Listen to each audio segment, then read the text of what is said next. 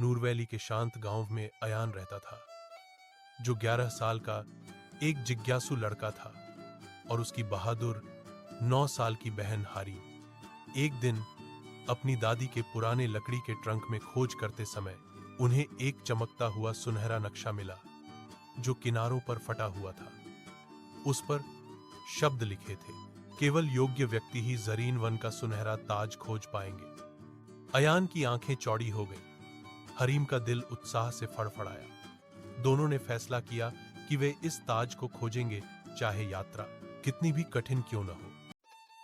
नक्शा उन्हें जंगल के सबसे अंधेरे हिस्से में ले गया, एक ऐसी जगह जहां ग्रामीणों ने उन्हें कभी भी प्रवेश न करने की चेतावनी दी थी। घने पेड़ों के बीच उन्होंने एक झिलमिलाता नीला दरवाजा पाया, जो इस तरह चमक रहा था मानो वह किसी दूसरी दुनिया का हो।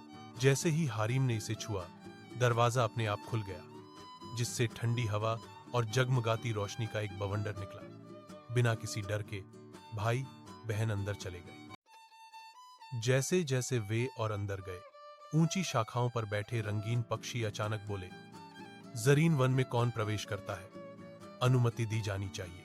अयान जम गया, लेकिन हरीम ने बहादुरी से जवाब दिया, हम गोल्डन क्राउन की तलाश में हैं। पक्षियों ने एक दूसरे को देखा, फिर सिर हिलाया। आप जारी रख सकते हैं, लेकिन सावधान रहें। 3 परीक्षण आपकी प्रतीक्षा कर रहे हैं। जंगल फिर से शांत हो गया, मानो उन्हें देख रहा हो। आगे एक लंबी रस्सी का पुल हवा में ऊंचा झूल रहा था।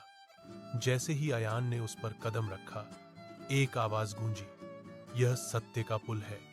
एक झूठ बोलो और तुम गिर जाओगे। एक गहरा साया प्रकट हुआ और अयान से पूछा, क्या तुम जंगल से चोरी करने आए हो?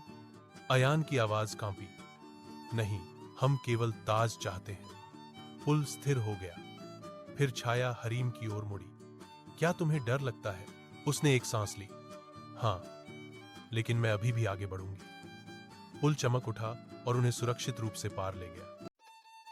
एक चौड़ी तेज नदी ने उनका रास्ता रोक दिया। किनारे पर एक छोटा सा लकड़ी का नाव खड़ा था, जो केवल एक व्यक्ति के लिए ही पर्याप्त था। पानी से एक आवाज आई, यदि तुम एक दूसरे को पीछे छोड़ दोगे तो नदी तुम्हें निगल जाएगी।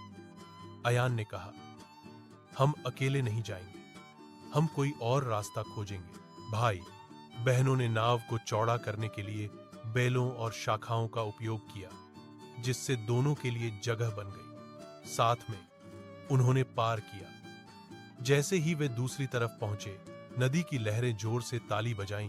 उन्होंने परीक्षा पास कर ली थी। एक अंधेरी गुफा उनके सामने खड़ी थी। अंदर से गड़गड़ाहट हो रही थी। अयान हिचकिचाया, लेकिन हरीम ने उसका हाथ थामा। अंदर परछाइयां हिल रही थीं और दहाड़ें गूंज रही थीं, लेकिन एक राक्षस के बजाय उन्होंने एक छोटा घायल हिरण पाया, जो दर्द से कांप रहा था। ओह, इसे मदद चाहिए, अयान फुसफुसाया। उन्होंने उसके घाव को साफ किया और पट्टी बांधी। तुरंत गुफा की दीवारें सुनहरे पैटर्न से चमक उठी। एक आवाज फुसफुसाई, साहस देखभाल करना है, भले ही आप डरते हो। अंतिम परीक्षण पूरा हो गया था। जब वे गुफा से बाहर निकले तो जरीन वन की रानी, रूहाना प्रकट हुई चांदी के पंख, सुनहरे वस्त्र और चमकती नीली आंखें। तुम दोनों ने वह किया है जो कई करने में असफल रहे, उन्होंने धीरे से कहा। तुमने सच्चाई, दोस्ती और साहस दिखाया। अपने हाथ के एक इशारे से बादलों की एक सीढ़ी प्रकट हुई। चढ़ो, ताज इंतजार कर रहा है। सबसे ऊपर वे एक भव्य सुनहरे हॉल में प्रवेश किया।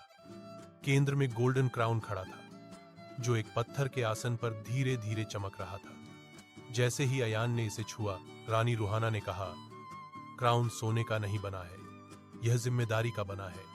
केवल शुद्ध हृदय वाले ही इसे पहन सकते हैं। मुकुट हवा में उठा, धीरे धीरे घूम रहा था।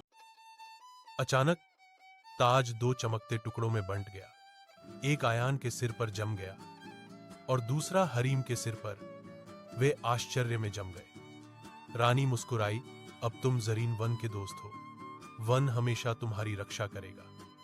उनके हाथों में एक नया नक्शा प्रकट हुआ। उस पर लिखा था, जब भी मदद की जरूरत होगी यह नक्शा आपको वापस मार्गदर्शन करेगा। भाई बहन अपने गांव लौट आए, लेकिन वे अब सिर्फ साधारण बच्चे नहीं रहे थे। वे अधिक बुद्धिमान, बहादुर और एक जादुई रहस्य के संरक्षक थे।